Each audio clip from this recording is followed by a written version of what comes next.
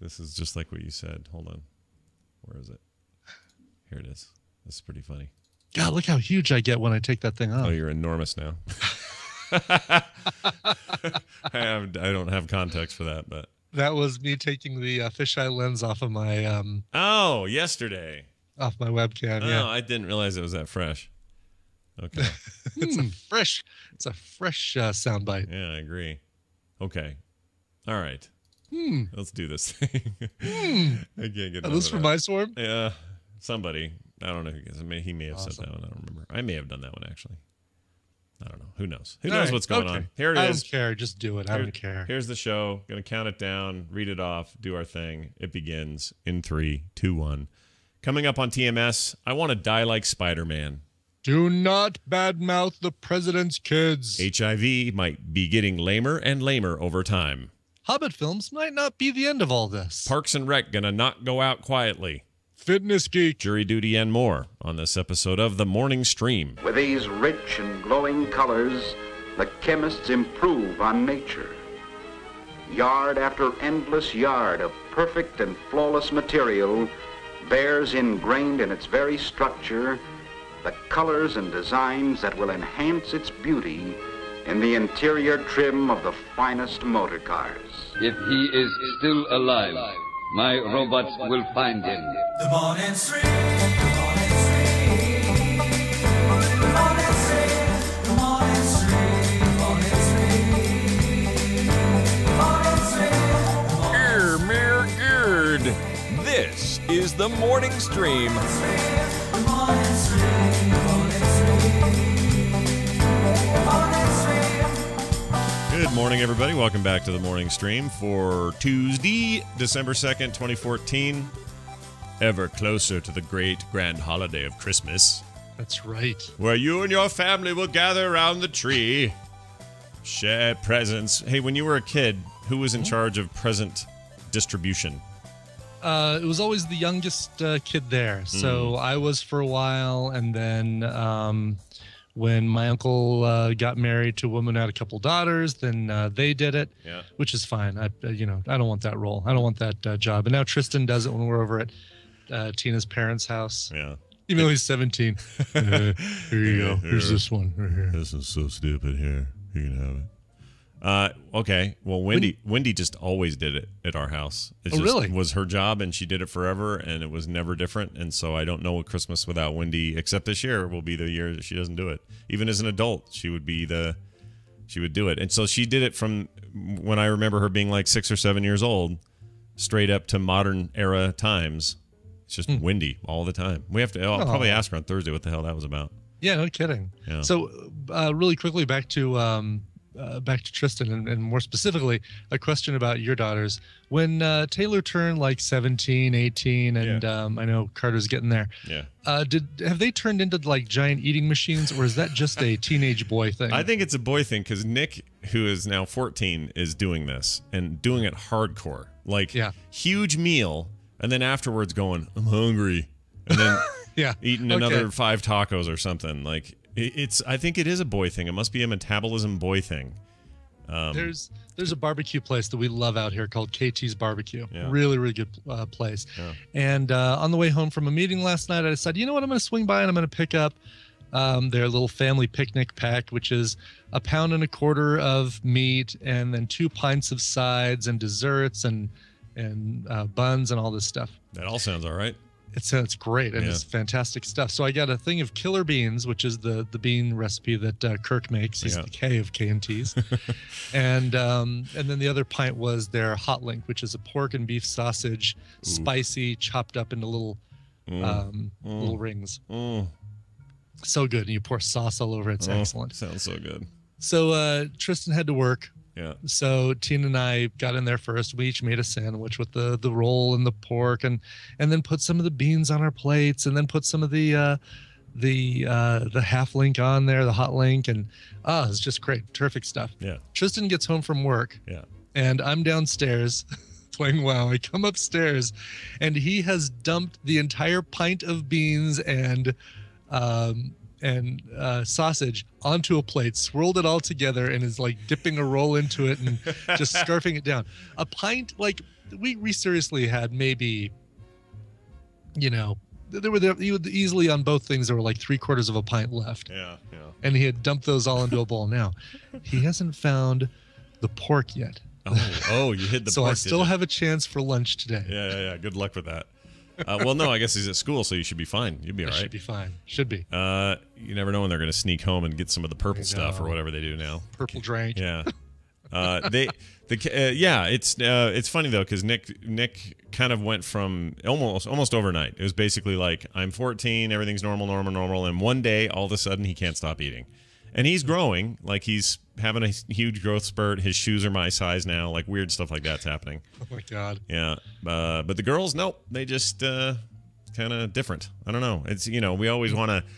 All you hear about in the news is how men and women need more equality. And we need to figure out how to be on the same page all the time, right? And that's great. Right. I love it. That is what I want for my daughters. But such is not the case when it comes to physiologically, they're different.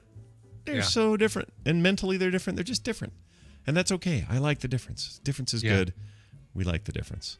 The difference that goes boom. All right. Vive la différence. Brian, who is French, is here, and I'm Scott, and I'm here. And we're going to do a show because we do one every day, and it's fun, and we like it. And we talk about. I feel like the show. We talk about everything, right? It's all here. It's all on display. All open, all out on the table. Sure, but occasionally, I feel like we'll dip into a certain category, and it's not an uncommon category for us. Be it video games or movies or TV, or in this case, superheroes. They come up. Superheroes. Okay, cool. They come up, right? It's a thing. They do. Sure. We both like our comic books. Yeah. Grew up on them. Yeah. We like our You're comic a DC book movies. guy. I'm a Marvel guy. Sure. So it's like the perfect Felix Unger and Felix. Felix and what's the other guy? Who's Max. Tony Randall. Felix Unger and Maxwell Smart. No. Oh my God. Anyway, Jimmy John Freak Pants. I should really make sure I know the basis of a call out, a pop culture call out. Sure. Oscar Madison. There you go. Sake. That's it, Oscar. Oh, Felix was the clean one. That's right. Oh, wait. Oh, well, who was okay, yeah. You're right. Klugman was Oscar Madison. Who was Quincy Jones, MD? That was also Jack Klugman. Jack Klugman. Right. Mm-hmm. I saw the movie that was based on finally. Not Quincy Jones, MD, but the Odd Couple. Yeah. That's a weird Simon deal. Yeah, that's a weird thing to see. It's a weird. Really? Yeah, it's different. It's not what you expect. It's not just, hey, we're living in an apartment and one guy's messy and the other guy's clean. It's not that at all. Because that was the basis of the sitcom. Yeah, that's all the sitcom was. That's really all it was. Tony Randall would get up and go, there are socks in the sink. And the other guy would go, I don't care. Freaking all. Smoking a cigar, whatever, leave me alone. I pooped on the couch. What are you going to do? The game's on. Exactly. That was the premise of the show. But the movie was more like, here's a bunch of friends and this is the life we live. And aren't we all weird? And I don't know. It was more ensemble. It wasn't about just two of them. It was very different. I don't know what I expected. I only saw it like a couple of months ago and just thought, oh, well, that's what this is? Weird.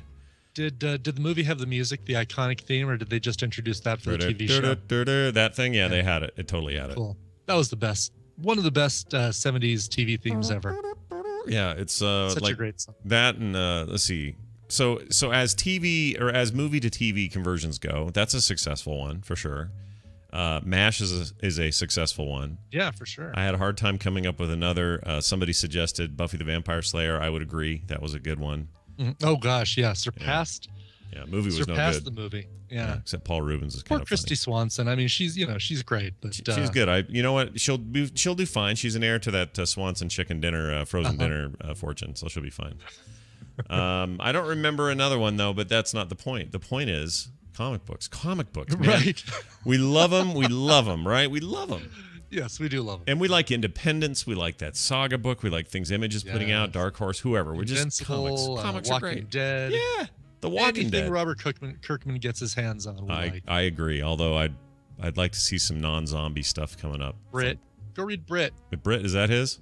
Yeah, that's his. I don't know. I don't think it's around anymore, but it was around in the early days of Invincible. Is it the story, the untold story of the other guy from Flight of the Conchords? Yeah. or Murray's story? I knew that was coming. That'd be amazing. Anyway, so some guy died, and it's sad because people shouldn't die at this age. He was only 35 years old. He lived in Minneapolis. He's referred to here as Minneapolis Area Man. What's his power? Able to walk into a crowded square and throw his head up in the air and have it freeze frame before it hits the ground. Excelsior! Nice. I like all these 70s show references we're making. Since you pulled me back into TV land, or I pulled myself back into TV land with the Odd Couple reference, I'm staying there. Speaking of that, well, we may talk about this when Jury comes on, I think, because he wanted to talk about it, but TV land has pulled Cosby Show reruns. Yeah, I'm not surprised. Jeez. Anyway. Let's see here. So a Minneapolis area man recently died. Sadly, it was cancer. Just before his death last week, though, he wrote his own obituary and revealed something very startling to the world. Now, I totally respect this, and I kind of want to do this when I die. All right, so here you go. All right. Aaron Joseph Permort, 35, said he was none other than the amazing Spider-Man. Oh, 35. Oh, my gosh. Here's his actual thing, the actual bio, or the actual obituary. Yeah. Permont, Aaron Joseph, age 35, died peacefully at home on November 25th after complications from a radioactive spider bite that led to years of crime fighting and years-long battle with a nefarious criminal named Cancer, who has plagued our society for far too long. Civilians will recognize him best as Spider-Man and thank him for his many years of service protecting our city. Our family knew him only as a kind and mild-mannered art director, a designer of websites and T-shirts and concert posters, and always had the right cardigan and the right thing to say, even if it was wildly inappropriate. That's awesome. That is awesome. I'm not going to do a boring one. No one's allowed to be in charge of my obituary. I'm going to write my own. Sure. It isn't going to be Scott Blaine Johnson, a pillar of the community. I don't want to do that. I want to be funny. And so this guy has inspired me. And so this begs the question, is there nobody doing any fact-checking on obituaries? It's a really good question, isn't it? I mean, could you say anything you want? I mean, yeah, basically, because it's your. Yeah. What are they going to say? Like they're already, the paper's already in a position of. Well, first of all, they're taking your money. That's a number one thing. So you should be able to say what you want. But secondly, they're in this position of they can't judge you, because you died or someone died. It's like, what are they going to do? Go, he wasn't Spider-Man. Change it. They can't do that. Yeah. So I'm with you. I'm all for this. I think it's great. And I love what this guy wrote. However, I mean, it could be anything. You're right. It could go the other way. There could be a dark side to this. Like it could say, William Jefferson Dinglebort IV murdered 14 people. Exactly. The weekend before he died. Try to find the bodies. If people don't write their own, and somebody who doesn't like them writes their obituary. Yeah, I think that's a fair point. Yeah, I don't know. Somebody out there work for a paper or something? Obit writer, somebody want to tell us? Larry Michelson, molester of children extraordinaire, has passed away. Yeah, because somebody else could have written that to besmirch the guy who died. Totally. Or they could even be more jokey and say, I have evidence in my stuffed in my colon as to who killed JFK. You'll have to dig up my body and find it yourself. Yeah. Like you'll have to move my micro penis.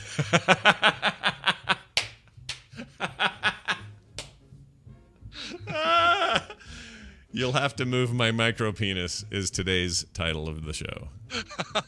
That's really funny. All right, and then finally, before we call Daryl, I want to share something with everybody. Once in a while, Brian Dunaway, friend of the program, will just call me out of the blue for no reason. And I haven't been able to return this call, but he just calls sometimes, and I love his messages, so I wanted to share it with everybody here. So my recent message from our co-host on Film Sack, Brian Dunaway. Hey, this is Brian. Just calling you. Brian Dunaway. You remember me, right? All right, bye. Hey! It's always something at the end. Stay in school. Yeah, stay in school, don't do drugs. Good man, that Brian. All right, let's get Daryl in here. See what's up with him and his life. He wasn't here yesterday, was stranded. We'll get more on that story shortly. Here's your theme there for Daryl right there.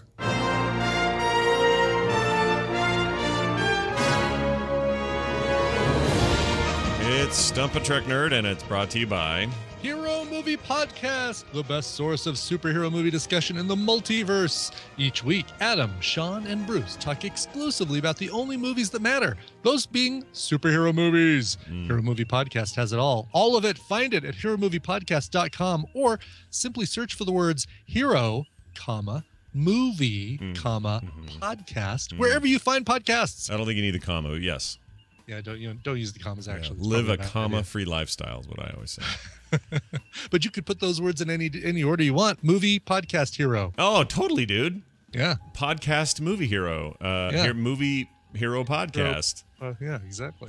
How about changing letters? Hoovie Hero Podcast. That would not work. Okay. Well, I will not do that then. Daryl, comma, Skeels, are you there? I, comma, am. Okay, good. Look, you got to tell us real quick what happened yesterday. You were stuck in some icy hellhole or something. What happened? Yeah, well, we spent Thanksgiving at the in-laws at their beach house, which to get to, you go down a giant hill. And over the river and through the woods, basically. Yes, exactly. All right. Only it's Puget Sound and not a river, but whatever. Oh, lovely.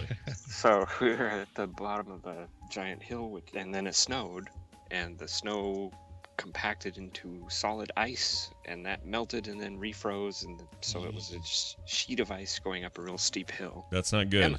And couldn't get out. And you guys are not equipped, either vehicularly speaking or like the local. You don't have like a local team of trucks just full of scrapers and salt ready at the ready, because this is Seattle we're talking about. Well, not even that. This is out of town in nowhere land. There's nothing there. Yeah, good point. Well, good for you, and I'm sure the extra time with the in-laws was well spent. It was spent trying to want to get out of there. Yeah, completely understand. We're glad you're back. Yes. Well, Daryl, here's your question. Now, I think what happened here is Mike went and edited today's question to be another acting one because he really liked what we did yesterday or something. Okay. I don't know.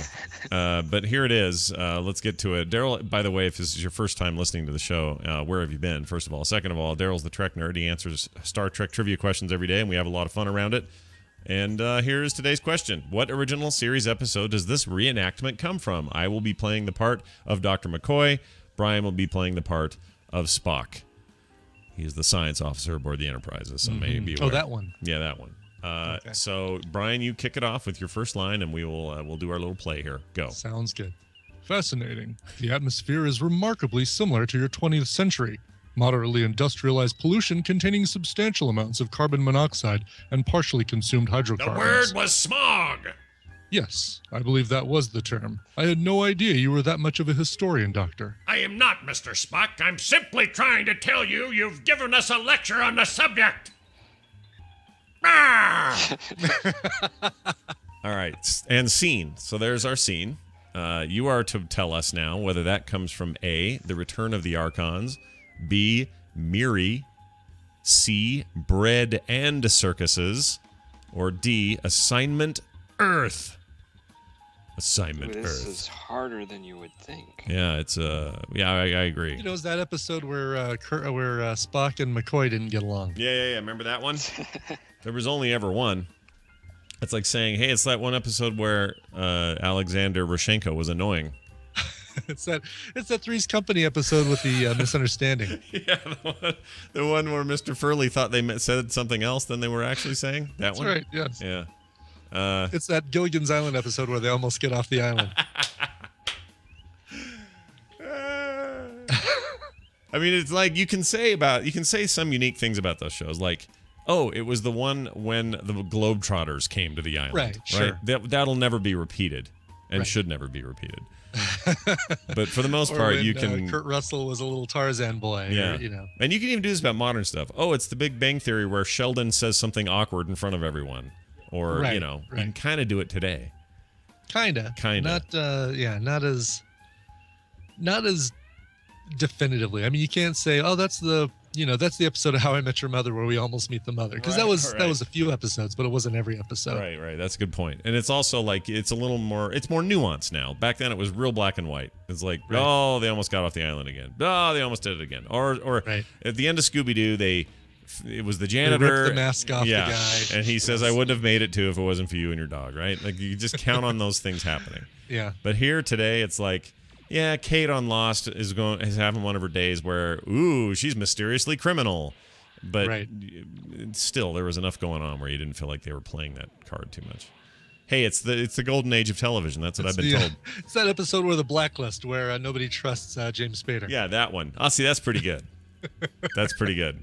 Where they catch a bad guy. But then they it's the episode of the X-Files where something weird happens. Yeah. I remember that one.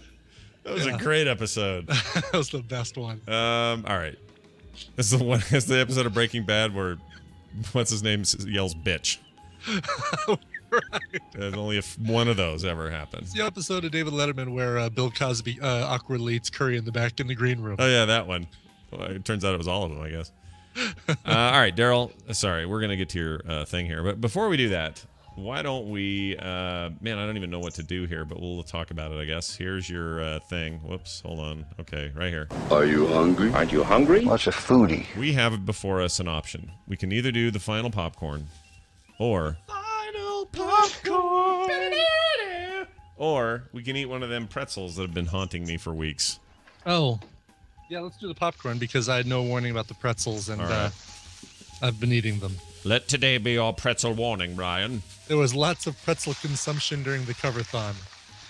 My wife did something funny last night. Because you just said caught me off guard, so I want to tell you this real quick. Okay. So last night, I'm asleep. And I thought everything was dead quiet. Kids are asleep. Everyone's asleep. I wake up to my wife, like, guffawing, laughing next to me. Just laughing her head off. Mm-hmm. And I wake up kind of groggy, and I look, and the TV's on. She can't sleep. I look over on the TV, and she is doing something inexplicable, something she just would never bother doing. She's watching an episode of Family Guy and laughing at it. That's, like, not her thing at all. It's like an alternate reality. Yeah, and she's laughing her head off at something Peter said, or I don't know what it was. It's the episode where Brian and Stewie have a time machine, or it's an alternate universe machine, and it keeps taking to slightly different universes. Oh, yeah, and it's a real quick shot, like, they'll pop into Simpsons universe, so they'll pop into, universe where everybody's heads are on upside down or something. Claymation universe, and for a minute they were in, like, Disney universe, which is actually pretty good and funny. I like that episode, actually. It's all right, but she... I mean, Family Guy right now for me is just kind of, I don't know. I've seen all these jokes get repeated, and it's just kind of like, all right, we're out of ideas over there. But she's there laughing at it, and it was just the weirdest thing. I'm not used to seeing that. I'm like, what are you doing? She's like, I couldn't sleep. Anyway, this is We Be Poppin' once again at webepoppin.com, and this is the split. So I assume this is like a banana split type thing? Yeah, that's what I would assume. So I'm sure we've got chocolate, looks like vanilla, banana. What are the little berries in here? Is that cherry? Yeah, like one big red candy cherry. There's a few of them. I got like a bunch at the bottom. Yeah. Well, let's bite with chocolate on them. Yep. Oh, okay. That's a gummy. That's like a round jelly bean. All right, let's give it a shot here. I want to get all the flavors in at once. Smells good. Oh, the chocolate and banana, fantastic. Oh, that's really good. I gotta eat a red thing. It's pretty sinful, though. This does not taste as healthy as the one we had yesterday. No, which I ate the whole thing of, by the way. Oh, that's super cherry, that red thing. Yeah, you want to eat it together. Although, man, if you've got any kind of loose dental work, this whole concoction's going to give you trouble. I got to eat it on my left side. There we go. Oh, this is a perfect bite right here. I'm going to hold that up to the camera. It is a popcorn with a cherry stuck on it. You know, like you do. Chocolate. That's really good. Yeah, I like this. That'll give me my sugar for the day. I will have that right over there. So you've given up on your no more sugar, no more caffeine world, haven't you, Daryl? You're done. Well, I gave up for Thanksgiving. Now I think I'm going back to it. Well, after this bag of delectable We Be Poppin'. Yeah. Okay, well, good. We Be Poppin'. We Be Poppin'. Those were all really fantastic. And big thanks again to Matthew for sending that to us, because that was maybe some of my favorite stuff. Really good. Thank you, punk gopher. And it was all unique to a place and a time and a thing, and it wasn't like some weird thing I could just go get at a gas station. It was great. Right. That's our favorite kind. And coming in soon, there will be these black things, which I got yesterday. Yeah, the black things. Double crisp coal is what it says it is. I don't have those yet.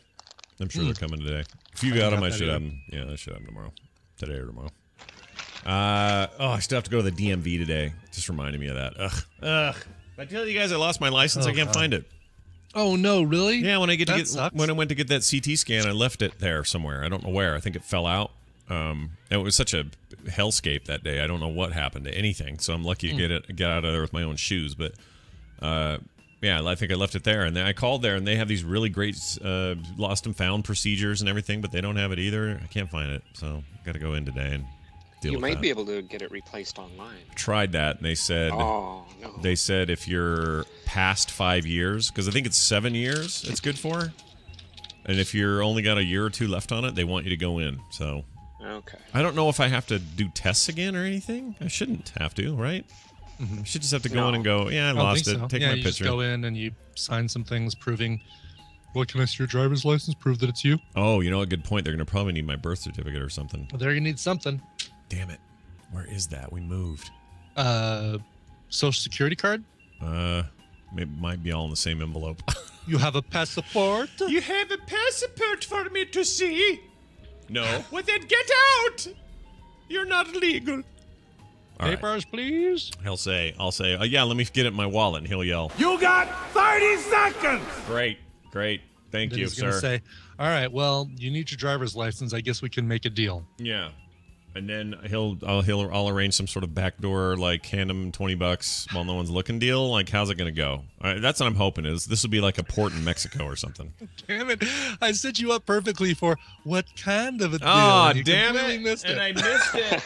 Hold on. Let me do it late now because I can't not do it now. Here.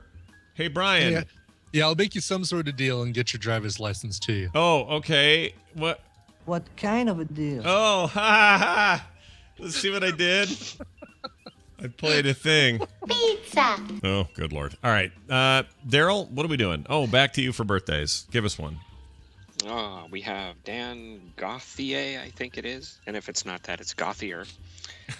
He played Ensign Sam Lavelle on the TNG episode Lower Decks. Yes.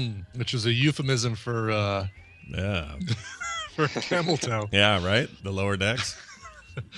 I'm going to go, this is Riker. I'm going to go down to Deanna Troy's cabin and check out her lower decks. Yeah, and she'll say, my body. Great. Good job. Happy birthday to that guy. Wait, what's he doing now? Is he up still? Is he with us? Is he around? Oh, he's around. He was a young guy. Okay. Yeah, he was young then. All right. Well, you never know. Oh, I didn't even say how old he was. 51. Oh, all right. So he's still with us. Hey, did you know Dan Fogelberg died? I know this seems like a non sequitur, but when did he die? In How long ago? 2007. Wow. I don't remember that happening, and I was listening. Don't ask me why, but I got on like a pop folk terror yesterday, and just listened to a bunch of like James Taylor and Dan Fogelberg, and then who's that other guy? Oh crap! England Dan and John Ford Coley. No, he's a. How does it go? A little more of that.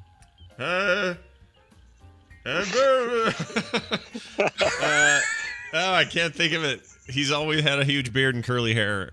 Oh crap! Oh, Joe Cocker. No. Similar era though. Doctor Who. No. No. Jeff Lynne. No. Oh, you know what? I have my RDO thing. Let me just look up what I was streaming here. It was. Oh, this is going to irritate me when I see it because it's going to jump out at me. Gordon Lightfoot. That's who it was. Oh, Gordon Lightfoot. So I was listening to. Sundown, you better take care. That's great. By the way, speaking of Lost, this guy we were talking about, Dan Gauthier. Yeah. He was the co-pilot on Lost. Oh, on the plane. On the plane. Right. In the clip clop. I'm aware. I'm familiar. It's exactly the one. Yes. People complain I don't play that lady enough anymore, and I'm gonna do that. I don't know what to tell you. I mean, It's probably because I played it so much. I don't play it as much anymore. I mean, you don't hear this very often. His pubis. Right? I'd like to play that every day, but I don't. Yeah, I'm glad. I know. All right, Daryl, back to your question here.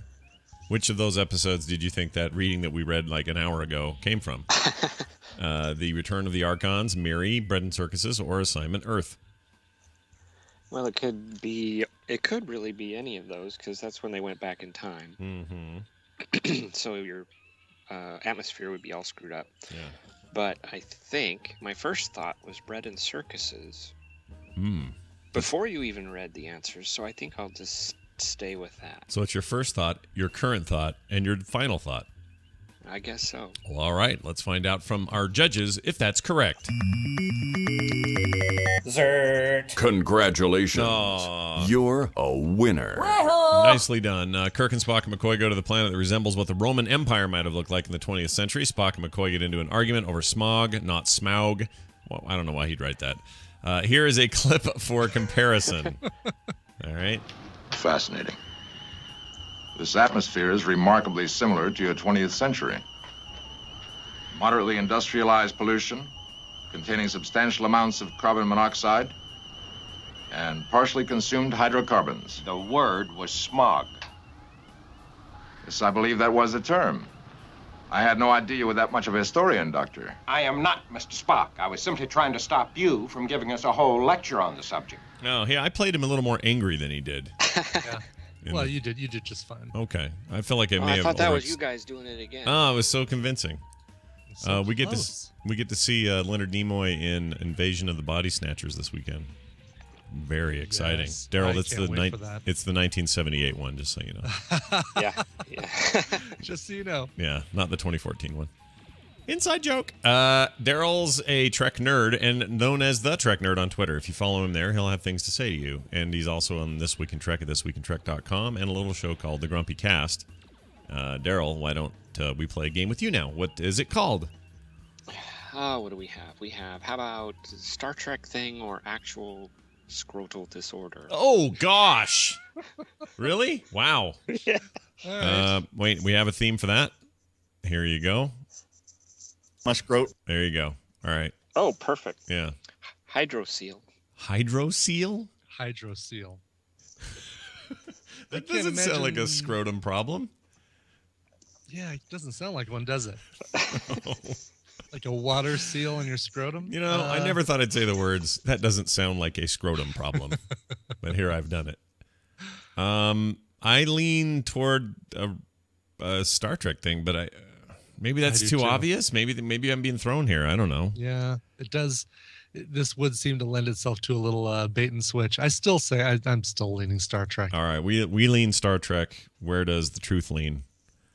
It is an accumulation of serous fluid in a sacculated cavity, whatever that means. Where the hell is that, though? In Star Trek? Voyager. Not on Star Trek. Captain, we've got a lot of serous fluid backed up in our saccular chamber. Oh, gross. Television highlights of the news of yesteryear. Welcome to the news, everybody. Oh, man, do we have news for you. Ooh. Sit back, relax, and enjoy a little bit of the news. Rule number 1, Brian, because I know you're fond of doing this, so stop it. Sure. Don't badmouth Sasha and Malia Obama or any of the president's kids of any era. Rule number 1. Rule number 1 of Sasha and Malia Obama. Don't talk about Sasha and Malia Obama. That's right. To you, they don't exist unless you have something nice to say. There's little, this article goes on to say in the LA Times, there's little Republicans. Sorry. There's little Republicans. There's not little Republicans. I just want to stop there, but I can't. There is little Republicans. And I should continue. And Democrats agree on in Washington these days, but the informal ban on publicly ripping on the president's children seems to be one of the few remaining spots of common ground, or so a young GOP aide learned on Monday the hard way. A Facebook diss was posted Friday about the Obama daughters appearing at the Thanksgiving turkey pardoning, we'll call it. The turkening. The turkening. Turkey 2. The turkening. Never forget. Never surrender. 2 days after apparently cost Elizabeth Lawton, a congressional communications director, her job. She's out. It also served as a reminder that some bits of Washington decorum remain. The kids, it seems, are still off limits. Well, of course they should be. Yeah, exactly. That's a cheap shot no matter what you're doing. Republican, Democrat, whatever. You don't pick on the president's children. Yep. A communications professor at Rider University had this to say. I heard about it and thought, no, she didn't really go after Malia and Sasha. Did she really? Question mark. I didn't know anyone who's ever gone after the first children in such a way. They're called the first children? Mm-hmm. I guess so. Yeah. Has a creepy ring to it, doesn't it? The first children. They're the FCOTUS. Just like the FLOTUS and the POTUS. Yeah, right? The offspringus. Anyway. Of course, a stray comment here and there isn't unheard of. Amy Carter, Chelsea Clinton, and the Bush twins, Barbara and Jenna, they were all subject to scrutiny and mockery. It's nothing new, but experts noted how the protocol is being tested more than ever by the hyper-opinionated instant commentary world of social media. Also, they're younger kids here. Yeah, like when exactly. they're Jenna, young. Yeah. Jenna and Barbara, the Bush daughters, when they had their drinking binge or what, I can't remember what the deal was. Yeah. I mean, they did get a lot of heat for it, but it wasn't the kind of. But they were in their 20s. Exactly right. And I think there's a difference because when you're a minor, hands off, dude. Anyway. Let's see. Although plenty of kids have lived in the weird bubble of the White House, perhaps none have experienced it quite like the current first teens. Now they're calling them the first teens. I like to imagine that the White House has a room that's just a weird bubble. The weird bubble of the White House. I'm going to read you the actual thing if I can find it. Okay. Like biodome is what you're thinking? Yeah, exactly. Like a little hamster wheel that they put the children into. Love it. Yeah. First children. All right. Into the bubble now. Into the bubble, kids. Okay, Mr. President. Here's the comment. It doesn't bother me what the first daughters were wearing and if their behaviors are not appropriate, but that's something for mom and dad to deal with, not us. Oh, wait, this is still a response to the other thing. Dang it, I can't find the actual thing. I can't find the actual comment. That's dumb. Huh. Anyway, this lady called him out and said, have a little class. Yeah, dressed terribly. There was a part of it that was like, you're at a, you're at a public event, not in a bar waiting for a seat or something. Yeah, or waiting for a number or something like that. Oh, it's got to be pretty easy to find. I can't find it. Well, I swear it was in here. God, it seems like every 5 seconds they were repeating this thing on the news. Were they? Well, let's see. Yeah, it's not in here. Is it not in here? I think it's not in here. That's not in that article? That's ridiculous. Yeah. Let's see if it's in the Washington Post article. Hey, LA Times, you suck. There's a lot of the apology stuff. Here we go. Dear Sasha and Malia, I get you're both in those awful teen years, but you're part of the first family. Try showing a little class. Rise to the occasion. Act like being in the White House matters to you. Dress like you deserve respect, not a spot at the bar. Oh, zing. And not that they were dressed perfectly fine. That's they the funniest are totally thing. Fine. It's fine. One of them has like a short skirt thing on. That's it. Yeah, like a tartan kilt kind of looking skirt. Yeah, F off, lady. Mm-hmm. You're a bag. That's lame for her to say. Yeah. I wouldn't have said that. Now, if they're in their 20s and they're being dumb, fine. They're adults. Have at them. But when they're teens, come on, stop it. All right. Here's some good news, though. You ready for some good news? Here's some good news. Please give me some good news. Please. Time.com is reporting this. HIV, the virus, what causes AIDS, may be evolving to become less contagious and deadly. A new study shows. Wait. It's evolving to become less contagious and not as deadly. And not as deadly, although that headline does kind of suck because it's not good English, but you're right. I think that's what their meaning is. It's like, it's less contagious, but it will kill you. The virus is adapting to the human immune system, weakening itself in the process. HIV may be naturally evolving into a milder, less fatal virus, according to a recent study at Oxford University, who found the HIV adapts to the human immune system as not only becoming less deadly, but also less infectious. The main indicator, scientists conducting the research said, is that HIV is taking longer to transition to AIDS. Virologists say that eventually it will become almost harmless, according to the BBC. Wow. Let's see. Oxford researchers came to this conclusion by comparing HIV infections in Botswana with those in South Africa, where the virus arrived 10 years later. And it is just straight up less viral. It's less virulent. That's good. That's great news. The idea is that if you can keep it kind of at bay, and it's not a easily communicable disease outside of needles and sexy stuff, then by keeping it at bay, it doesn't have a way to adapt. It just kind of starts to fizzle out. Because that was the problem, is that it would learn to it would basically get stronger by all the different methods of delivery.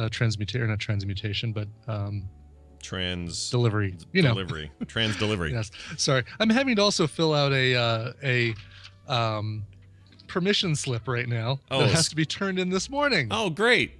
Yeah, say hi to Tristan, everybody. School. What do you need me to do? You need me to sign? All right, sign. It is okay for my son to participate in live sex acts and an assembly on by the E-Entertainment Network. Perfect. Finally, his train has come in. You'll fill out the rest? Make it look like my handwriting. My wife knows my signature really well. If I died, she could totally fake that I was alive forever.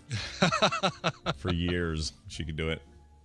Anyway, good for HIV, man. Get less important, so we don't have to worry about you, man. In the '80s, it was the beginning of the end, was it not? That was going to be the thing that killed us all. Do you remember that? It totally was, yeah. And for a while, it looked like it was poised to do that very thing. History is starting to teach me something, and that is that when people freak out on the news, it's usually not going to be the way that they freak out about it. Are you saying that alarmist lifestyle is just not good? Yeah, I am. I'm saying this is what I'm really saying, that I am susceptible to the alarmist point of view, in that when they say something alarming, my natural inclination is to get anxious about it.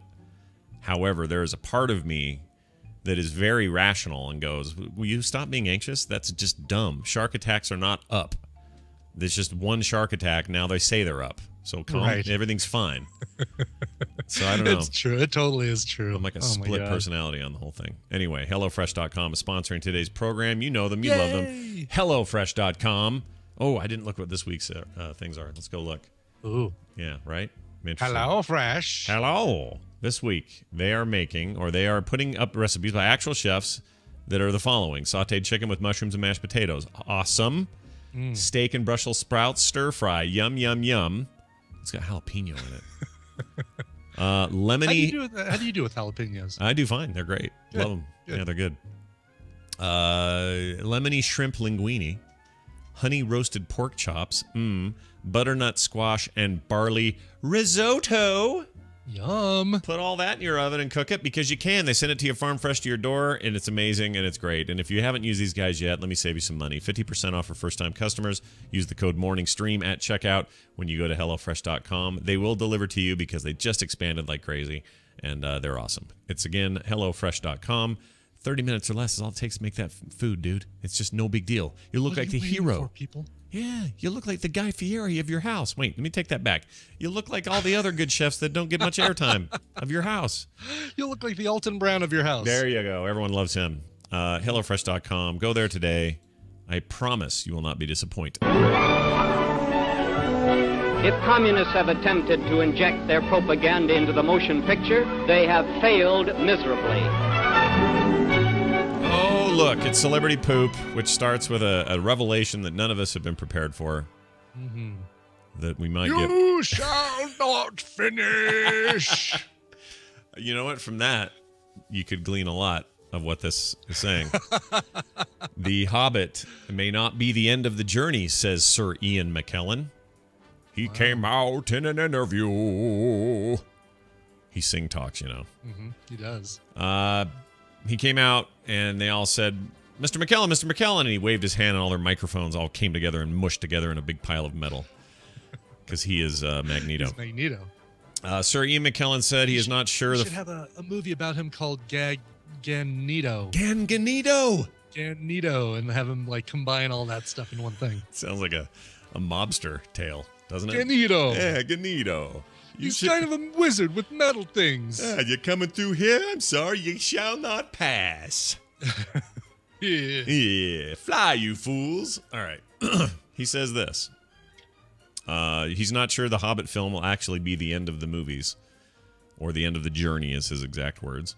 He played Gandalf in all 6 Peter Jackson movies set in Middle-earth. He was speaking to at the premiere of the final Hobbit film, the Battle of the Five Armies, which has been which was attended by many fans of the series. Really? Oh, so a bunch of people went. Okay. Wow, and there were fans. There were people who wanted to see that. The Wow. movie was seen by people who wanted to see it. Yeah, weird. You mean it wasn't Ian McKellen, 2 reporters, and a gay guy? They all went to see the movie.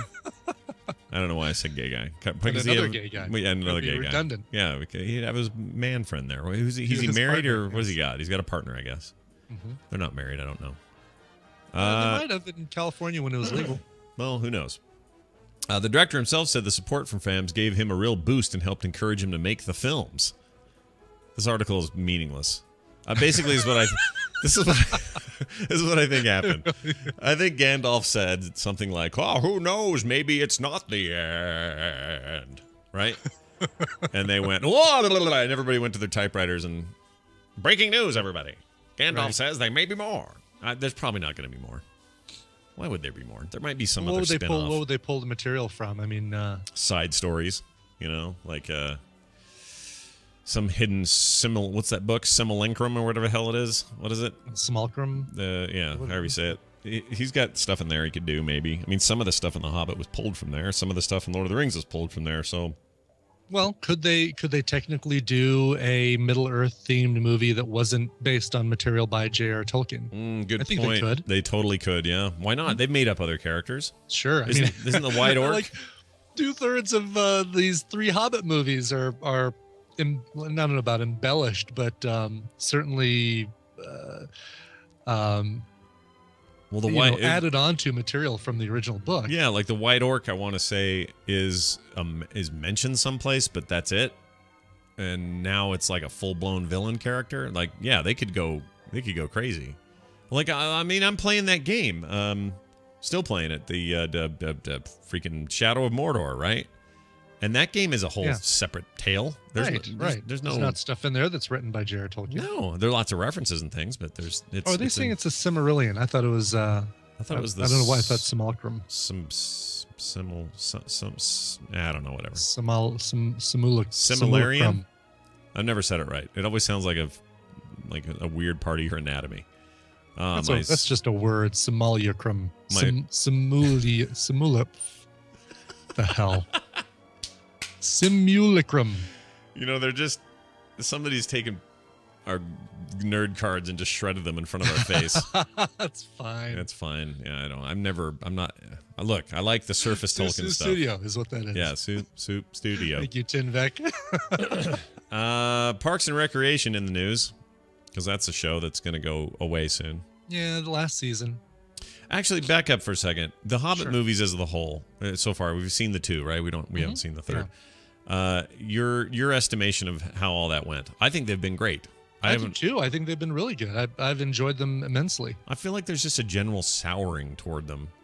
Really? By nerds, and I don't know why. I feel like maybe it's because I think the Peter Jackson treatment is so Peter Jackson-y. In other words, it's just so recognizable that when you start doing more of it, people start to maybe just tire of that or think they're tired of it, or they grew up since then and now it's all old hat to them or something. But there seems to be just like a little backlash here and there. Like, I just don't hear the same kind of buzz for it. You don't hear people freaking out. You mostly hear like a lot of negative stuff. It's like, oh yeah, well, that's all we need. One more Lord of the Rings movie. Yeah. Hey, Peter Jackson, why don't you try something It's else? over. Yeah, why don't you make a different movie? Well, he did. He made like 4 different movies between the last set and this one. Bunch of jerks. Anyway, I don't know why people feel that way. I think stuff's fine. It's great. I look forward to having a yearly, version of whatever. I do too. It's been fun. I'm gonna miss it when it's gone, I think. Yeah. And I would have no problem with a continuation of stories from Middle Earth. Focus on the elves, or focus on the some of the kind of the ancillary characters and do, you know, or make a big HBO show out of it. I don't care. Do something cool. Right. New characters, whatever. I think that's fine.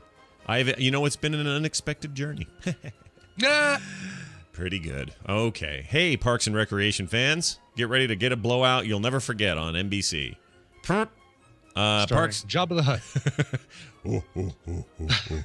Because he's in the theme song. Oh, did you watch this? Jabba the Hutt, Jabba the Hutt, Jabba the Hutt.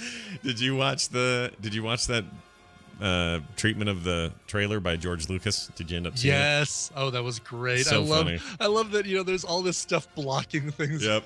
The foreground. Yeah, it's great. My favorite thing is that pilot in the X-Wing getting shot in the head for no reason. Right. Made me laugh so hard. And the mysterious appearance of Hayden Christensen. It's really good. Jabba the Hutt out there sitting on the desert floor for no reason. All that stuff is great. Well, Parks and Rec, it's critically acclaimed. Everyone loves it, and it's really pretty much the last quality sitcom on NBC, period. Will not be quietly going into primetime death next year. NBC announced a little while ago we'll be doing a double pump episode leading up into a February 24th series finale. Begins January 13th and 8th at 8. So I'm going to correct you on that because it sounds like you're saying that there's going to be one big double-size episode. They're going to they're going to squish the entire season into a shorter period by doing 2 episodes a night as opposed to 1 episode a night all the way up until February 24th. Oh, weird. So most of January, all of February, season finale, February 24th, they're going to be doing, just cranking out all the episodes. Yeah, they're going to make it. Yeah, so you're right. Double pump could hardly be equated to primetime burial. Yes, during sweeps. Critics, viewers, and all of us in NBC fell in love with this endearing, funny, heartfelt show and its authentic cast of characters, said Jennifer Salke, president of NBC Entertainment. After 7 amazing seasons, saying goodbye. That's long enough. That's good. It is, yeah. Saying goodbye to the folks at Pawnee will be bittersweet. We want to give the show and its fans the most impactful final season possible. Also, we're cramming it all into one night, so we don't have to... And I'm imagining that we're going to see the return of Anne and Chris, Rob Lowe's character, and all that stuff. So yeah, because they went off, got married, or had a kid, or something, right, or something like that. All of that. Yeah. Spoilers. So it's very interesting that this is the show that created one of the biggest stars on the planet right now, Chris Pratt. No kidding. Yeah. Yeah. And who would have guessed Chris Pratt would have been that guy? I wouldn't have. That first season, I thought, who is this yokester? I know. He quickly started stealing the show though after that first season. Yeah. Like it was a total turnaround. The writing on him was so good and his delivery. Yeah. Aubrey Plaza, by the way. Yeah. Did this thing on the Lifetime network this last week called Grumpy Cat's Most Horrible Christmas Ever or something like that. Oh, Lord. This is a live action thing with Grumpy Cat. Have we gone so far with that dumb YouTube internet meme that it has its own show and special now? Yes. Why are we doing that? And Tina and I recorded it just to watch the train wreck. We couldn't get more than 5 minutes into this thing. It's pretty bad. But they did have Nyan Cat and Keyboard Cat. Oh, good. Making appearances in here. All the important cats from the internet. But holy cow! So for a majority of the time, when you see Grumpy Cat talking, there's somebody out of frame who's holding him up and just bobbing him up and down to match the words. Really? That Aubrey Plaza is speaking. Yeah. So it's like shaking the cat. So that his head moves while... Oh, wait. She's the voice of the cat? She's the voice of Grumpy Cat. This sounds like the worst idea I've ever heard. It is the worst. It is the worst idea you've ever heard. Oh, that's awful. All right. Well, good job, everybody. Way to go. Hey, we're going to take a break. When we come back, Fitness Geek will be here. Jury duty will happen, we hope. He's actually on a plane to Denver. Has he communicated that with you? Are you guys meeting up or anything? Or no? Okay. I didn't know if you were or not. Thanks a lot, Jury. Well, I don't know. Call him out now. He may be in and out of there. Who knows? I don't know. Whatever. In and out. There's a phone. I'm hungry now. There's a bar at the airport. We could have a drink there. Whatever. Yeah, whatever, man. Whatever. But we'll do all that in a minute when we play a song first. And that song comes from Brian, and it's called what? Well, it's called Hold On Tight, folks. Oh, no. Hibberty Bibbard wrote in. Brett Hibbard said, hey, Scofflaw and Brigand, this is Brett. Brian, I'm the guy who wore the 2112 t-shirt at Snowbird. I do remember that guy wearing the Rush t-shirt. I remember that. And today is my 30th birthday. If there is only one segment I can make all day, or I'm sorry, one request I can make all day, I would love to have the TMS audience hear Edward Furlong. Yes, that Edward Furlong, and his musical prowess. Wow. You guys make my 10-hour workdays of programming robot arm welders a little less tedious, and for that, you guys deserve a trophy. Thanks, Schlode, yo. Hibbity bibbard. It's a mouthful. It is a mouthful. Yeah. So apparently in 1992, Edward Furlong of Terminator 2 fame. He also, I mean, he was pretty good in American. What was the one? Oh, with American History X. That was good. The good movie. Yeah, forgot about that. That was mostly good because of what's his name in there, but he was still good anyway. Yeah. Right. What's his name? Norton. Edward Norton. There you go. Norton. Anyway, he released this album in 1992 called Hold On Tight, and that's exactly what I'm going to ask the listeners to do. This is his cover of The Doors' People Are Strange. Here is Edward Furlong.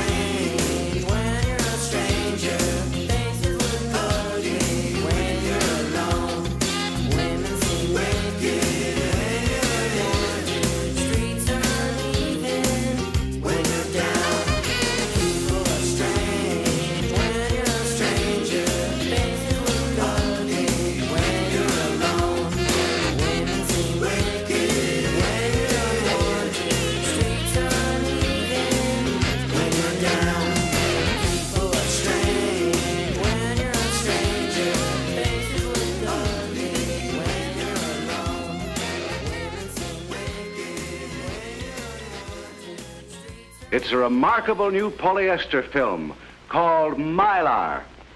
This sheet is as thin as a human hair.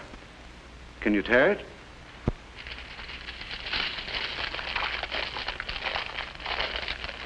It's almost impossible. Can you bend it? Yes. Does it dry out, get brittle, chip, peel, or crack? No. Is it a new kind of cellophane? No. Is it similar to other transparent films on the market? No, it's completely different. I insist upon adequate protection. Good night.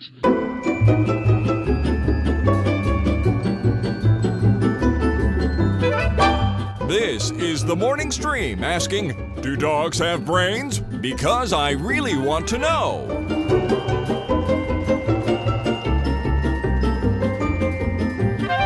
That's not even the one where she screws up. That was the right one. Right, that's right. Nice job there, Mr. Fletcher. Here we are on the tail end of that song going, oh my lord, that was bad. Whose idea was that? It was a bad idea. I don't know. It's a bad idea. He's not like in a band or something, right? Like right now, I think he's just in trouble all the time. He is, poor kid. Just can't get. I don't know how things are going now for him. We heard so much about him a few years ago with the drug abuse, all the problems there. I hope better, because yeah, I do too. It's easy to make fun of, but man, that's no life. That is not the life for me.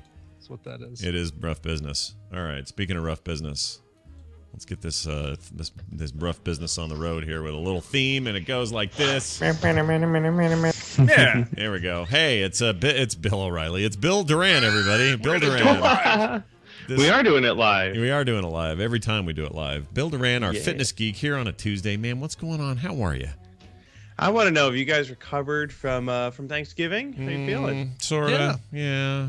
I had 3 of them. I only had 2. I only had 2 Thanksgivings with Scott here. Yeah, I overdid it. I did. I was pretty good. Like there were many opportunities for me to screw up, and I kept a pretty cool head. We played a lot of poker at one of them. Whoa. And that distracted me from leftovers and things. So I think that helped. But yeah, on the whole, I feel like I didn't. I wouldn't have shamed you too much if you saw me. Awesome. Yeah. How'd you do? We played a lot of Towerfall. No, that game is so good. Oh, it's so fun. Yeah. Yes. I saw photos of you in a group, and that all looked like a riot, and I wish I was there because that sounds like fun. So here's the trick: if you're hosting Thanksgiving, which I was, when people are leaving, all right, make up a plate of food for them of leftovers, and like sneak it into their car, and that way you don't have it to munch on. Or at the very least, you mitigate how many leftovers you have, which is what I did. We still had some leftovers, which we handled over the weekend. Sure. Yeah. But we didn't have 15 people's worth of leftovers, which was good. That's a lot of people's. You don't want that much leftover. We had 3 different people make stuffing, so we had a lot of leftover stuffing. You know what? You never can have enough stuffing, in my opinion. But I know that is one of the great offenders during the holiday, right? That's huge calories. So good, so good. Yeah. I love a good, even crappy stovetop stuffing. I know, right? Even. Oh man, sounds so good right now. Even, but think about it. You're literally saying, "Hey, all that bread and carbs you shouldn't be eating. We're gonna concentrate that into a mash of that, plus a bunch of other things. So enjoy. I mean, it is damn good. Oh. Fortunately, though, I don't think I have ever had stuffing not on Thanksgiving. Like, do you ever going through the store on like I don't know, May, and you're like, you know, it'd be good for dinner night, honey. Let's make some stuffing. I did it once. I admit to it once, picking it out on purpose, going like, April, and saying, "Hey, this looks like a thing we could eat." And Kim's like, "That's like Thanksgiving food." I'm like, come on, it'd be fun. So for us, it was like a novelty, though. It was like eating breakfast for dinner, kind of. Yeah. You'd think that we'd have Easter stuffing, right? Ham and stuffing. Mm-hmm. Seems like it would go well with ham. Sure. That sound good. Jesus stuffing. All right, let's talk. Let's switch gears here. Let's this is going the wrong way, Bill. All right. It really is. Let's talk about my new favorite meal. All right. So the challenge. Yeah. My new favorite meal: not eating, drinking lots of water. That's it. Perfect. Yeah. This new thing I'm trying out with the 4-hour body has very specific guidelines for the food that you eat. And the challenge when you're out and about in town and it's lunchtime and you're like, crap, I gotta get lunch. And I'm surrounded by fast food joints. You're like, what do you go get? Yeah. Well, here's my go-to meal. I go to Qdoba, or if you have a Chipotle. Same kind of deal, right? Basically the same thing. Sure. Go there, get a taco salad. Now, here's the flaw with the taco salad. It's got the word salad in it. If you just assume, oh, well, then just, It's gotta be healthy. Gotta be the healthiest thing in the joint, sure.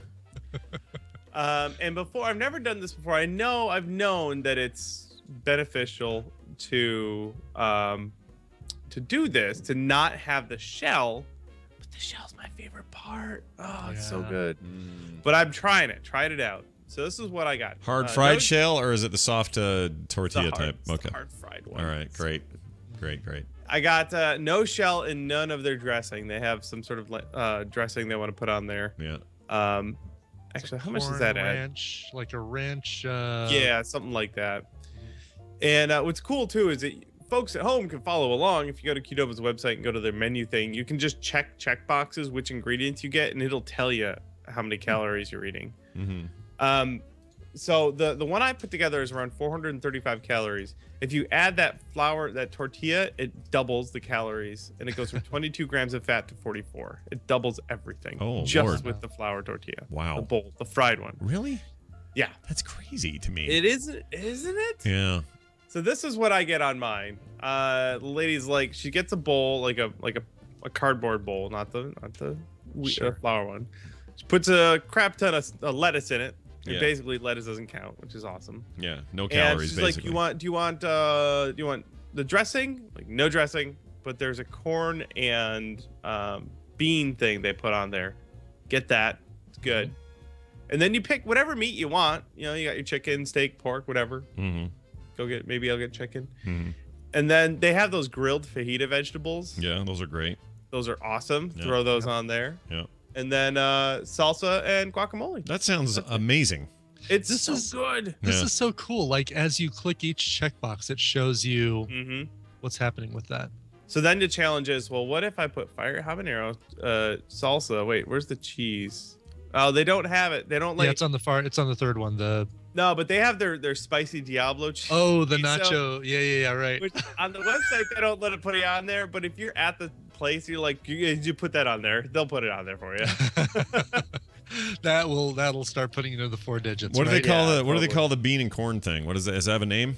Let's Black see. bean and corn salsa is what it's called. Yeah. Okay. Yeah. All right. I could eat that. Sounds really good. We have a local place here called Cafe Rio, which is very similar. It's a local deal though, and there's no reason I couldn't do that to their weird salads they have. And they have the same thing, except it's not fried. It's like a big doughy like flour tortilla thing.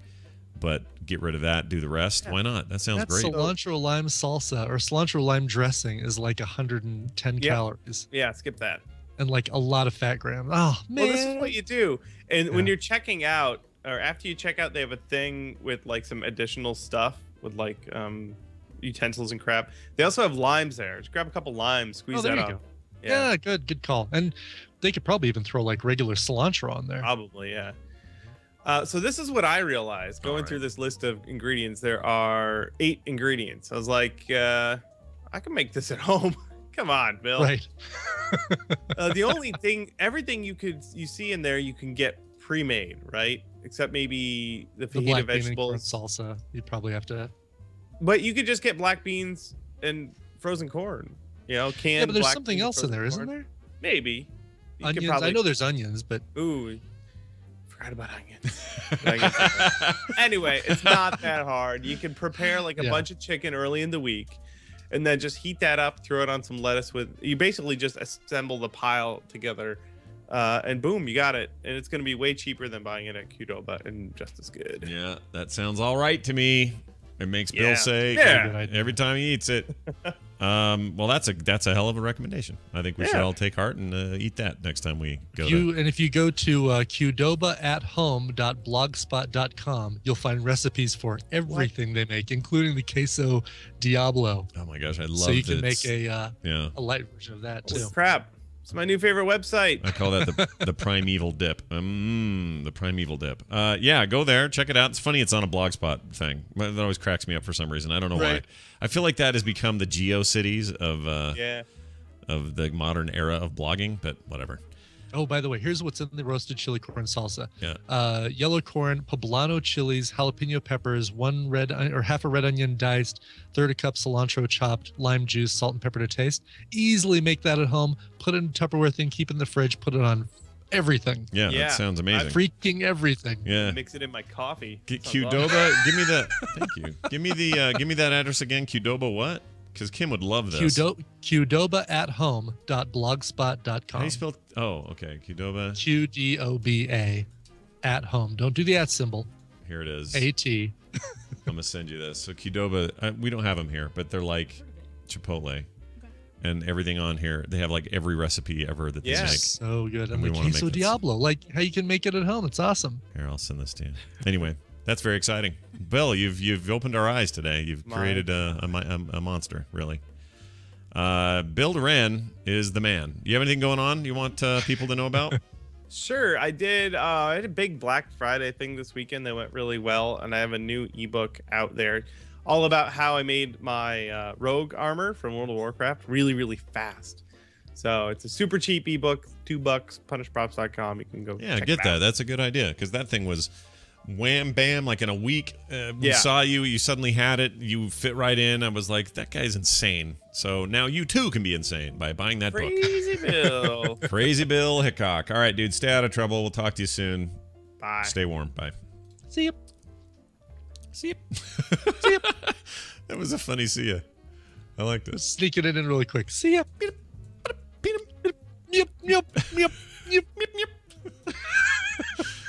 All right. Who's now? I know who. Jury duty. These are their stories. He's tweeting, so I think that means he landed. Good. So that's a good sign. And we'll just fire him up here, see what we Call get. him right there in the phallic airport known as DIA. It's like a huge penis with the devil horse and the swastika penis is what it is, really. The Illuminati paintings and what else they got right. there? Oh yeah, that's it. Horrible thing I have to run last time I was there. It was awful. These are their stories. Oh, I'm terrible with names. Oh, the man, the plan, the can. He's in freaking Denver. We don't know why. We're going to find out now. It's Justin Robert Young. Hello. Nobody knows. It's provocative. Ooh, it's a secret. Ooh. Are you... I assume it's a Go game. Yeah. Yes, but it's a connection. Oh. Like I'm going through Denver to Texas. That's why he's not hanging out with you, Brian. That's why he's didn't call me and say, let's go have a drink. Yeah. I can only assume that would be the only reason. Yeah, that'd be it. Oh, yeah. Oh, I always, for whatever reason, and I'll bring some internal politics to the Go game to a public forum where it's inappropriate to talk about it. But, for whatever reason, the Denver games are in hot commodity because one of the game runners is from the Colorado area and the other one is banging somebody here. So, like, they go really fast, and I'm like, yo, I want to go hang out with Coverville, and they're like, I don't know who that is. Stop talking. Stop talking. Right. I have a lady to see. Doesn't matter. I'm banging somebody in Colorado. Yeah. That's the worst movie plot of all time. So, Justin, I feel like we've missed you a lot on the show, and it's funny because last week you were traveling, and you had mentioned to me we should probably get on this Cosby thing before it runs out of steam, and I would argue it still hasn't run out of steam, and some new things have come to light since, but I do want to kind of just talk about that for a second and kind of where your head's at, because you kind of talked me down from a tree a little bit on texting one day. You probably don't even know this, but I basically was I've been so like strangely hurt by Dr. Huxtable potentially falling so far from the place we once held him so high. And I basically was coming up with reasons why someone would want to slander this poor man, and it would be this concentrated effort, and I began having conspiracy theories in my head about how this could be accomplished by these nefarious people, and you were like, nah, he probably did it. And I went, oh, really? And you said, yeah, and here's why. And you kind of made me go, oh, yeah, well, if I'm being rational, what you're saying makes sense. And I feel like I was just in that first stage of acceptance, which is denial.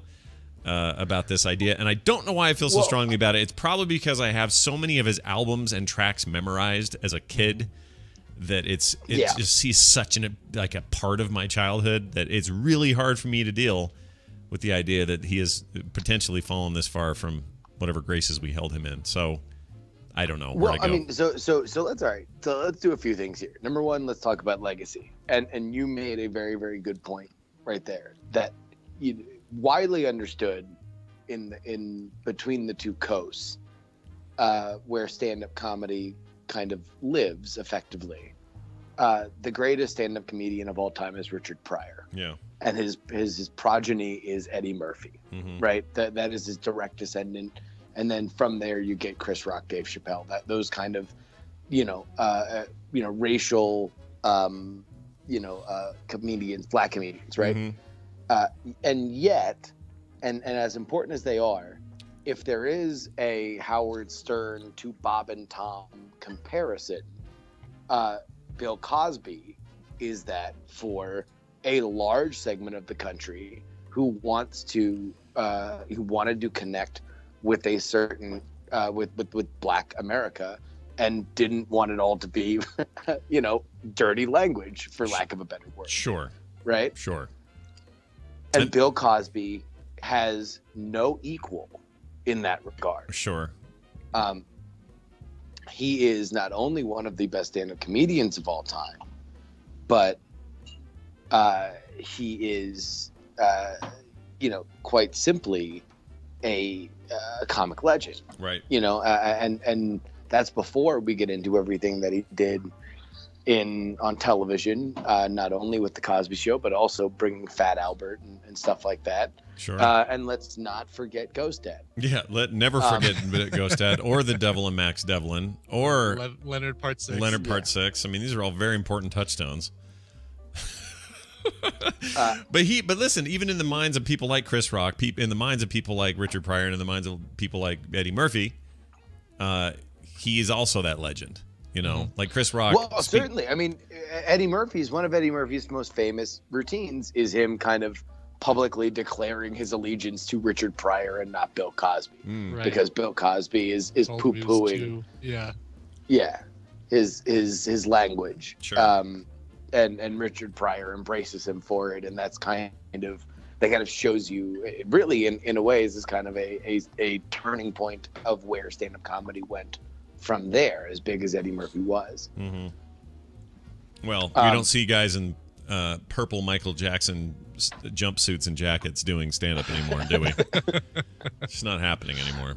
It'd be nice if it came back, though. That was a ridiculous. It was an odd time, I think, by any measure. But anyway. So now that we've understood the legacy, sure. I believe what I told you when you were like, "Well, what's up with this Cosby thing?" Where there's smoke, there's rapists. If 21 women come out and say the exact same thing, you might be a rapist in the Jeff Foxworthy. To bring up another legendary comedian.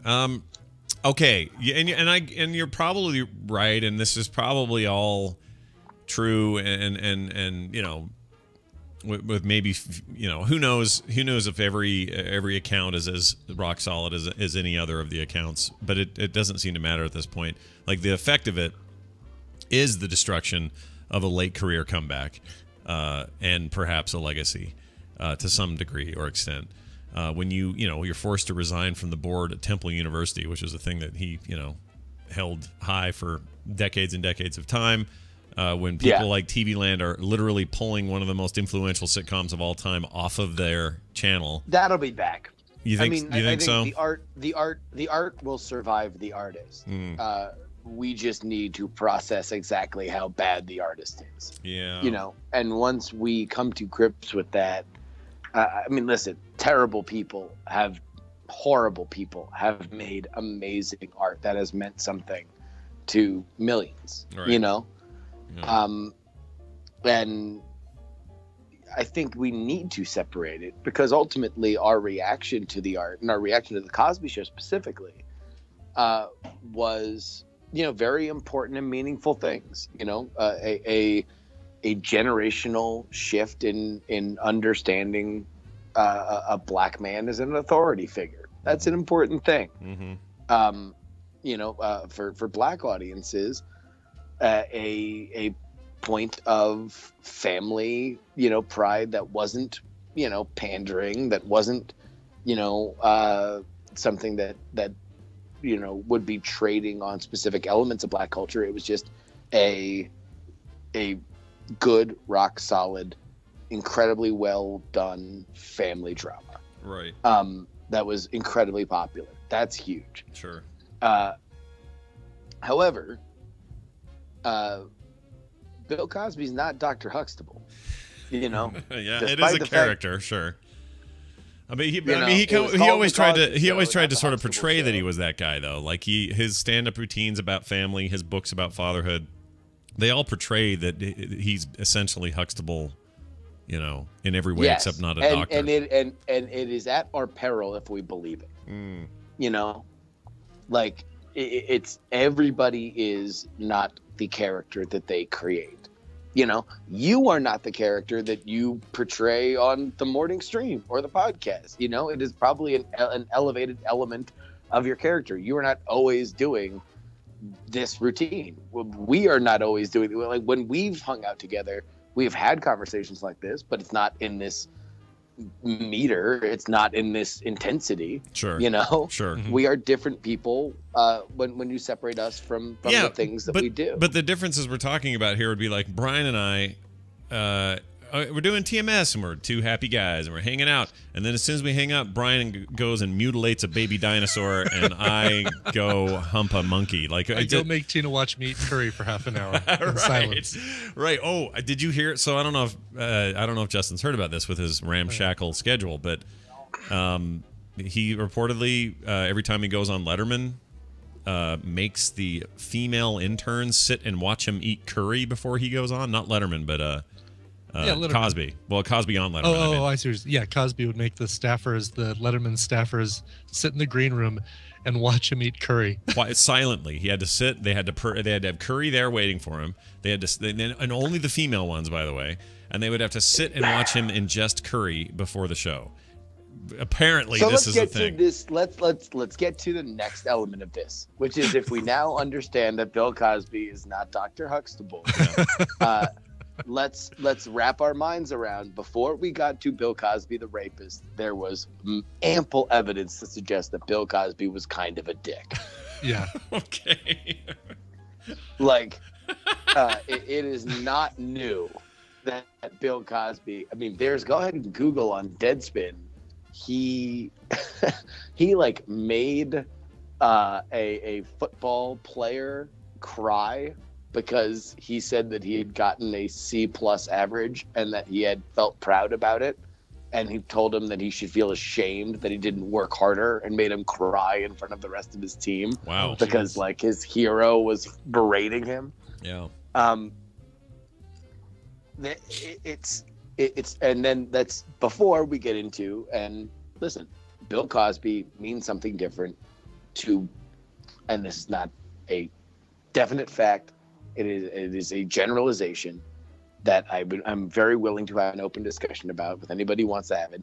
Bill Cosby means something different to white people than he does to black people. And within the black community, especially with black entertainers, and this is what happened in the Hannibal Buress routine that in some ways started this snowball. Yeah. Part of it is that he talked down to black youth. Mm-hmm. And, it was pull your pants up and, what's up with the hippity hops. I can hear him say it even. Yeah. Yeah. He does that a lot. I remember him kind of chewing Jon Stewart out one night, and even like not even a year ago, for cussing all the time. So he's known for this. And like we view it through the glasses of like, oh, one of America's foremost family entertainers. I guess he's got some strong opinions too. Mm-hmm. And not like, wow, that guy's kind of a dick. Right. Yeah. I mean, I don't know where it goes from here. The problem I have with it is just it chipped a giant chunk of whatever remaining innocence I had on me. I'm naive in this way, but I thought if there's a chance of one guy in the Hollywood thing that is not going to be a big smear since James Stewart died, it's going to be Bill Cosby, because squeaky clean, man. It's just going to go down as the great father and the comedian and the whatever, the holder of the torch, and that's just not true. And often what I'm shown with these experiences is how untrue it is for so many people. Like, everybody is just a person, and they've all got their weaknesses, and his are amplified with money, power, and whatever, and you know, and rape. And rape is bad, and it's bad, and it's just terrible. Like, you read these accounts and you go, holy crap. Like, I heard about the Janice Dickinson, supposedly the first supermodel of all time, or whatever. She has that title. She was on Celebrity Rehab and was a absolute basket case, just a complete mess. And when she came out and said, yeah, Bill Cosby, he totally raped me when I was 19 or whatever, you just read that and go, is that partly why you were... I mean, I'm just naive to it. I hear these things, and I don't know who does these things. Why is this a thing anyone does? Why wouldn't you just love all your money and your sweet freaking fat Albert cash and just enjoy life and not rape people? Well, because apparently, I mean, this was happening as... I mean, this is like stuff that stretches back to like the 70s, right? Yeah. You know, this has been a thing for a very, very long time, if you were to believe the accounts.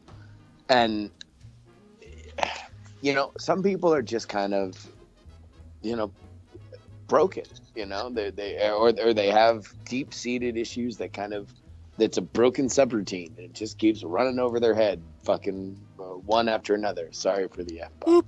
Anyway. Oh, yeah, I just realized. It didn't even occur to me. I had too much Sopranos, I guess. I don't know. I didn't even apologize. Yeah, just tell your kid it was a barking spider. What would Bill Cosby say to you right now? That's what I want to know. I know. I feel like I'm summoning up all the anger for people that Bill Cosby is told to stop cursing. Yeah. Well, how about you stop raping? Yeah, how about that?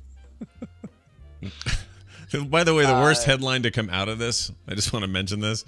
This was on browbeat.com. The headline is, Bill Cosby's career is over. What will it take to bring R. Kelly down? What? What? I don't know why that's even there. I mean, somebody doesn't like R. Kelly, I guess. I don't know anything about R. Kelly. I hate, so I'm again naive to whatever R. Kelly's up to. Go ahead and go on a deep dive of R. Kelly, Scott. That would be a fun another segment for us to go through the allegations of R. Kelly. Oh, yeah. No kidding. I don't know enough about. You know the stuff they accused Rob Lowe of. They also accused R. Kelly of doing it too. Okay. Oh no, I guess there wasn't a. Well. Yeah. Yeah. Also underage with. I mean, Scott, I don't know how to put this any other way, but he peed on the young girl. Oh, gosh. Recorded it. Good heavens. That seems like an ill use of one's urinary needs. You know? I don't know. Wow. Yeah. He's still rocking it though, right? Still kicking it and putting out albums and things, or what? Yeah. Is he still in that trapped in the closet? So he had to go away for a little bit, but he's back and decided to make a video with or he had a fairly hit single with Lady Gaga earlier this year, maybe last year, called "Do What You Want," where the chorus is "Do what you want with my body," and Right. The video that they made for it, which has never aired, was also shot by a famous fashion photographer who at the time had a lot of rape allegations swirling around him. Wow. And was described as basically a infomercial for rape. Like, you know, selling the virtues of how awesome rape can look. Wow. Glad she tied her wagon to that song. That Lady Gaga. So they decided to not release that video. Oh, that's good. Okay, so still controversial. I know nothing of this guy. I don't know what's going on. What's his big hit? I don't know his hit. Does he have a hit? Oh, I believe I can fly. That's the one. Oh, I believe it. Oh, yeah. But first, I know it starts. Okay, that's the one. Yeah. I know that one. I don't have that song. I just want people to know that is not in a collection of mine. I played that off. That's not in your iTunes library right there? No, it is being played off his Wikipedia article. So there's that. Oh. Yeah. What about Bump and Grind? You ain't never... No. Ain't nothing wrong with a little Bump and Grind. Well, here it is right here. It's also... Girl, you need someone. So it's definitely of that kind of... It's that era of R&B. 90s R&B. Yeah. Okay. Well, there you go. To all his fans and haters, good luck with all that. Anyway, I don't know where we end up here. So you go ahead. Here's the good news, is that very often in life we have confirmation bias and we count the hits and not the misses, you know. And in this case, I think we look at celebrity culture and we count the terrible and not the not terrible, you know. And so for every hero that we have that is, you know, horrifying and does things that we are just terrified of to speak of, right? There are the vast majority that are good, hardworking, decent, if maybe slightly egomaniacal people. And that's great. You know, there's far more good in the world than there is bad. And if we fixate on the bad and we assume we tar and feather people for what a few people do, then I think the world is you're not ruining the world, but you might be ruining the way that, you know, you can experience the world, because it's a pretty awesome place. Yeah, it's pretty good. No, it's a good point. This is a small, well, it seems big. Like, it seems huge to have this former mentor to generations, right? Sort of, in a way, big public sort of thing, go this raw, this bad. Seems like, oh no, it's all bad, and it's not. There are some, you know, I don't know. I'm trying to think of a good example of who out there is who in the public entertainment world can I look at and go, yeah, like a big prominent one. That guy. There's a lot of it. I mean, Chris Pratt. I don't know why I'm having such a hard time. Matthew McConaughey. I mean, these are all, you know. Yeah. Matthew McConaughey, the biggest blip you can find on his radar is No. What? Like, are we going to run right back into that same problem? Probably. Thinking that we need somebody to do that? Probably. And I guess that's where I was coming around to, is that I guess I'm going to stop giving a poop about that. There you go. Because who cares? Like, at some point, I remember thinking, man, Harrison Ford, that's the guy. I want to be like him because he's got this lady. He's been married to her almost 30 years. Look how committed he is as a father. That's kind of father or as husband I want to be. I want to be that guy. And then he went and got 2 earrings and married Ally McBeal and moved to a ranch somewhere and left everybody in the dirt. And I just went, oh, well, you're not supposed to go and do that. Like, who's left? All right, well, Tom Hanks. He's pretty cool. And then one day we're going to find out that Tom Hanks puts electric eels up his butt on a nightly basis or something. I mean, don't knock it till you tried it, brother. But you know what I mean. That crying baby you're hearing right now? Yeah, it's on your flight. That's the seat right next to you on the plane, Jerry. Just do like Kim does. Offer to, like, hold it and help it. It makes the flight easier. It's so much easier to be nice. Exactly. Anyway, well, it sounds like you're checking in. So if you had to put a final... Hello. He's literally checking in. Oh, hold on. I'm getting a new you've got metal. You've got metal. Probably his phone. Thank you. I got upgraded to first class, everybody. Shut up. Everybody know. Shut up. Really? I did. How'd you arrange that? Because they said, Justin, your point on Bill Cosby is so good. We're rewarding you with this first class. Nice. Well, may Justin never be one of those guys with the great controversy swirling around him. No, I mean, here's my point. Artists and art are many, many things. And I think that we are all inspired by them.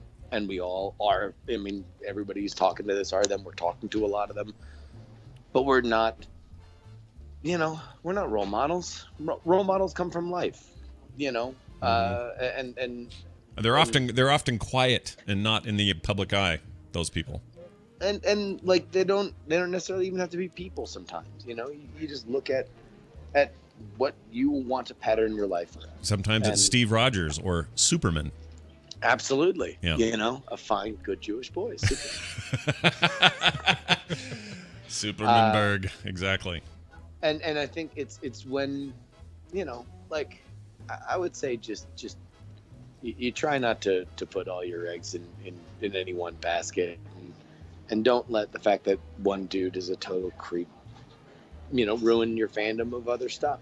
Yeah. Because, you know, it is all rad art at the end of the day. It is. There is a something just popped into my head. There is a chance that the reason we all have such love for Star Wars, Lord of the Rings, Marvel characters, Batman, or whatever, is that these people aren't real and can't disappoint us in that way.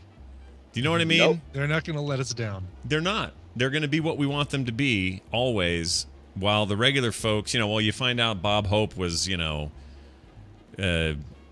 killing baby chickens with his fist or whatever. Doing the toot.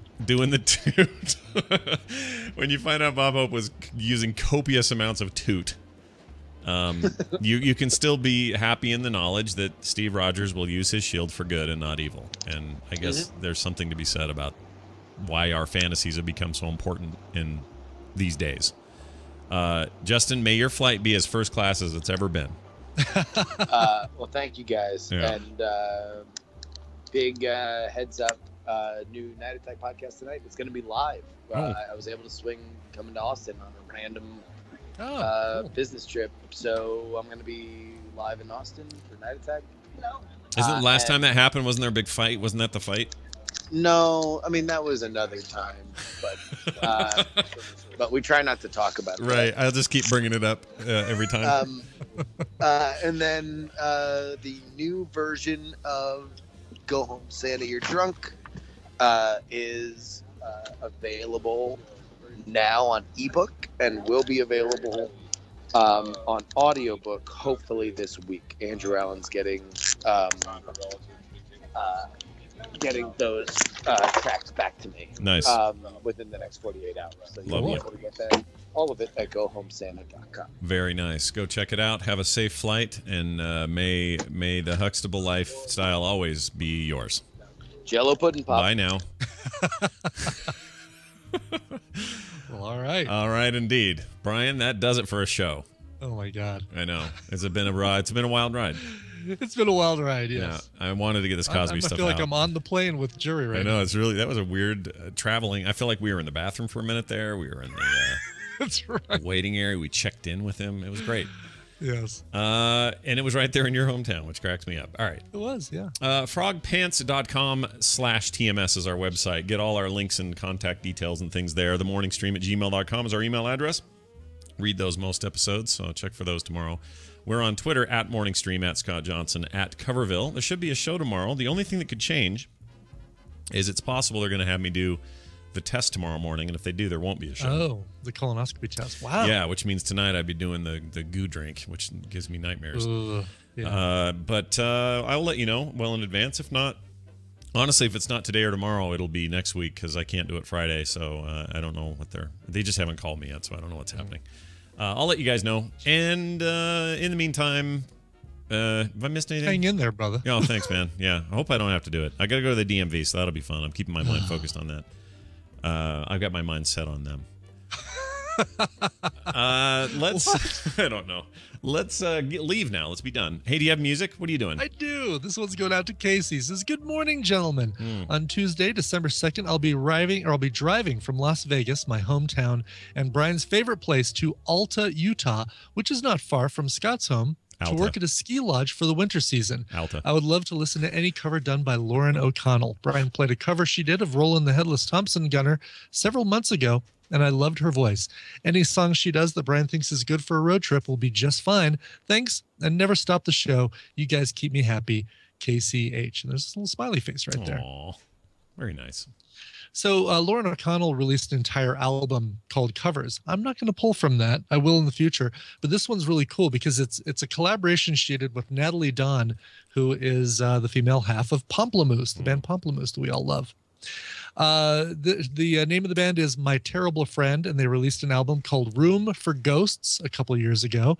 On that album, they covered Kings of Leon's Holy Roller Novocaine, and that's what we're going to play for you right now. Here's Holy Roller Novocaine by My Terrible Friend. Okay, we'll play it now. We'll see you guys tomorrow, hopefully for Recommendals, Tom's Tech Time, and other stuff. Keep your eye on Twitter at Morning Stream if you have any questions about any of that. Thanks so much. We'll see you then. My darling, you look lovely. I come to lay you down, uncover your hair and submit to me. We'll make a joyful sound. Well, I don't care if you're by yourself or all alone when you need my help. Just keep that smile on your pretty face, 'cause you don't have much I can't take away. Don't you worry, babe, you won't feel a thing. Just close your eyes, slowly rolling Novocaine. Lord's gonna get us babe, Lord's gonna get us babe. Lord's gonna get us babe, Lord's gonna get us back. I know, Lord's gonna get us babe, Lord's gonna get us babe. Lord's gonna get us back, Lord's gonna get us back.